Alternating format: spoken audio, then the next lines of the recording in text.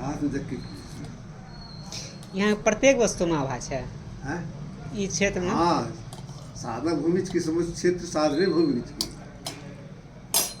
कुप्पागार जहाँ तक क्षेत्र से गुरुराज के सब गुरुराज की शक्ति ओतप्रोत से वहाँ तो अकेले गुरुराज भेलखिन आ जहाँ ढेरी महात्मा भेल छी यह क्षेत्र में हेले छै। यही क्षेत्र में तो सबके शक्ति के नाम ओतप्रोत छै। बहुत पवित्र भूमि छी। जैसे गुरु गोविंद सिंह के लिए वहाँ हिमालय में ध्यान के कहीं ने साधना वहाँ बहुत महात्मा साधना करने से और वहाँ वातावरण छै पवित्र छै वहाँ यदि जब बेसी मन लगते मतलब साधना करने से उस क्षेत्र में बैठी के बेसी मन लगे छै। पहले लोग साधना करके लोग स्थान खोजे छै वहाँ जाकर हम साधना करो। आप लोग अवसर बहुत अच्छा मिला है गुरु दया से बहुत अच्छा अवसर मिला है। क्षेत्र अच्छा है आपका घर भी है शांत वातावरण है कुछ हलचल नहीं है रात कीजिए। बोले नहीं ना पूछ लीजिए जो कुछ हो।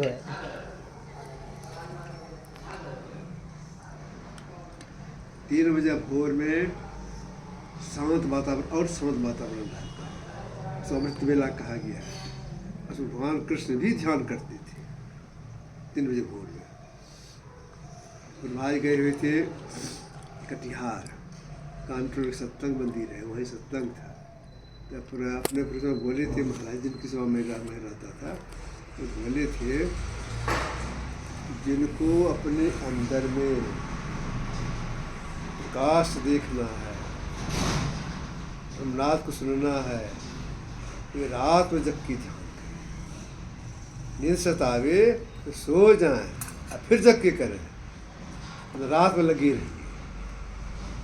जब गुरु महाराज जी साधना की अनुभूति सुनाने लग गए गुरु महाराज अपने बाबा साहब को अपने गुरु बाबा साहब को तो बाबा साहब बोले ऐसे ही कर निश्चित दिन जागी ऐसे कह कि आज किया है अनुभूति हो गई ऐसे ही कर निश्चित दिन जागी रोज जग ऐसे ही करो तो अनुभूति बढ़ती चली जाएगी। पतावली भाई दिया हो ऐसे कर निश्चित दिन जागी। साधना संबंधी बात एक बात जिज्ञासा लिखा जी बोले जैसे से हुआ है तो जी बोले हमको भी हुआ था तो हम बाबा साहब से पूछे तो बाबा साहब बोले तुम अपनी पृथ्वी देख ली। फिर हम वहाँ से पूछ नहीं सके कि अपनी पृथ्वी क्या है।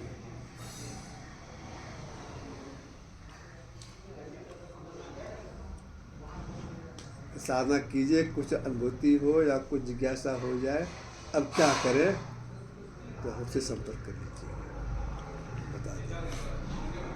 बाबा अगर अनुभूति नहीं हो रही है लेकिन जिज्ञासा है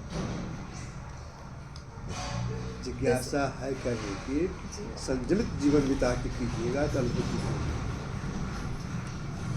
जीवन बिताते हुए कीजिएगा अनुभूति होगी।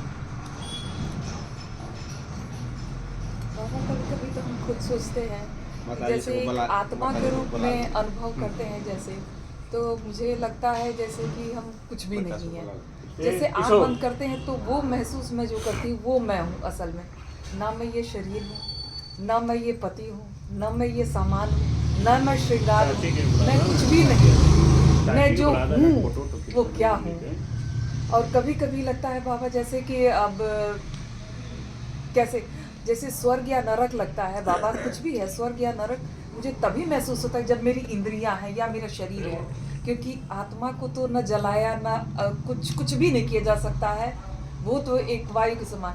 तो लोग कहते हैं नरक में जाने पे जलाया जाएगा। जब मैं आत्मा हूँ तो हम जलेंगे ही नहीं ना हम काटे जा सकते हैं क्योंकि मेरा शरीर रहेगा तभी हम काटे जाएंगे। स्वरूप ही नहीं है जब मेरा तो हम वो स्वरूप हैं क्या वो मुझे कभी कभी महसूस होता है लेकिन उसको हम ठीक से समझ ही नहीं पाते उलझ जाते हैं बाबा।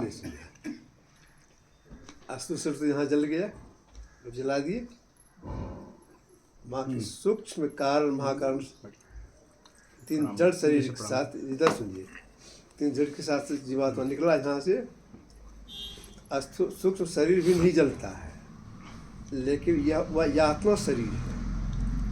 तो जो उससे बन गया है कोई कर्म, तो यह आत्मा शरीर को वहाँ जलाता है। जलता तो नहीं है, लेकिन जलने का कष्ट मुझे इंद्रियों के संग में जीवात्मा है उसको होता है।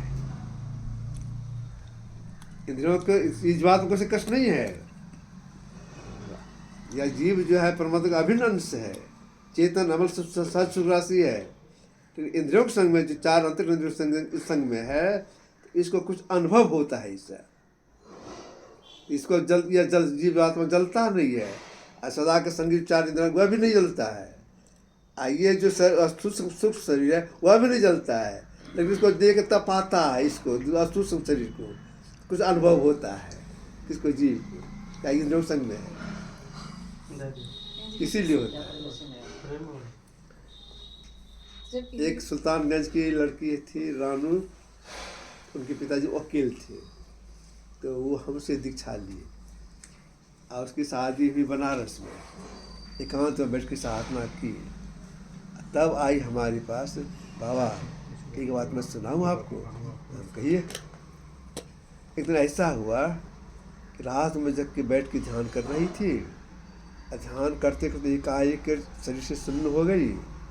देखती क्या हो, मैं ऊपर में हूँ और मेरा शरीर नीचे में है। ऊपर हम मैं हूँ, अपने शरीर को मैं देख रही हूँ, मेरा शरीर वहाँ बिछावन पर है। फिर मैं इस शरीर में आ गई। ऐसा होता है, एक बार निकल जाता है। मेरे साथ हुआ है बाबा, तभी मैंने इनको कहा कि इनको तुरंत दीक्षा लेनी है। मैं सो रही थी बाबा, फिर मुझे महसूस हुआ कि मैं मतलब कि बहुत ऊपर हूँ, जैसे आसमान में हूँ। मैं अपने शरीर को महसूस नहीं कर रही थी। फिर मुझे पता नहीं क्यों जैसे डर लग गया ना अंदर से, तो मैंने हनुमान चालीसा का पाठ किया। तभी मुझे झट से महसूस हुआ कि हाँ मैं अपने शरीर में हूँ। उस समय बहुत अजीब सी अनुभूति होती है शरीर को देख करके, या हम आप शरीर से ऊपर जा रहे हैं, एकदम ऊपर जाते हुए। तो मैंने इनसे उसी दिन कहा कि मुझे दीक्षा लेनी है, क्योंकि मुझे कुछ समझ में नहीं आ रहा है।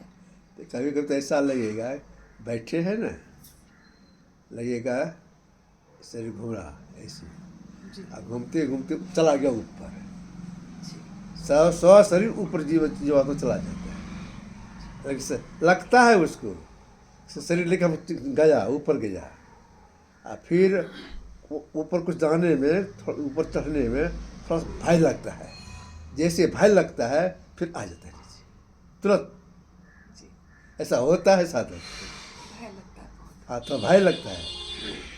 क्या है कि उसका जो अपना क्षेत्र है, उस क्षेत्र से ऊपर जब जाने लगता है तो भय, अपना देश छोड़ के दूसरे देश में जा रहा है, इसे भय लगता है इसको। तो बाबा इस भय का उपाय क्या है? देखिए, पहले गाय साइकिल देख के भागती थी। देहाती गाय साइकिल लेकर जा रहा है तो गाय साइकिल देख के भागती थी, हरकती थी। अजब भी ऐसा है कि हॉर्न देने पर भी नहीं हटती है। इसी तरह से वो तो थोड़ा भय लगता है, धीरे धीरे ठीक हो जाता है। ऐसा ही है, कोई भय नहीं है। अच्छा, इनको भी जाना है, ठीक है। पानी पानी गाड़ी में है ना, हम वही पानी लाना है क्या? हम लोग प्रसाद देते हैं। अब पानी नहीं लाना है, वह सब कुछ है। पानी दे दिए।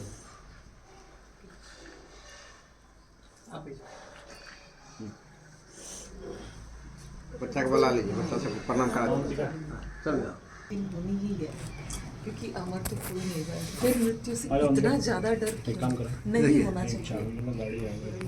यह स्वाभाविक है, सबको डर लगता है। यही डर हम दूर करना चाहिए, नहीं डरना चाहिए। नहीं डरना चाहती है ना, इसके लिए जब स्थूल शरीर से आप ऊपर जाकर सूक्ष्म में प्रवेश कीजिएगा, ठहर जाइएगा, तो फिर आपको मरने का भय नहीं रहेगा। ऐसी मरने को मेरे दिन में 100 बार। बेटी है मेरी। चलो इधर जाओ। किसमें पढ़ती है? मेडिकल के तैयारी करे छे, आशीर्वाद दोनों हाथ ऐसे। जय गुरु। खूब वर्ष से पढ़ना। अच्छा, अब चलिए हम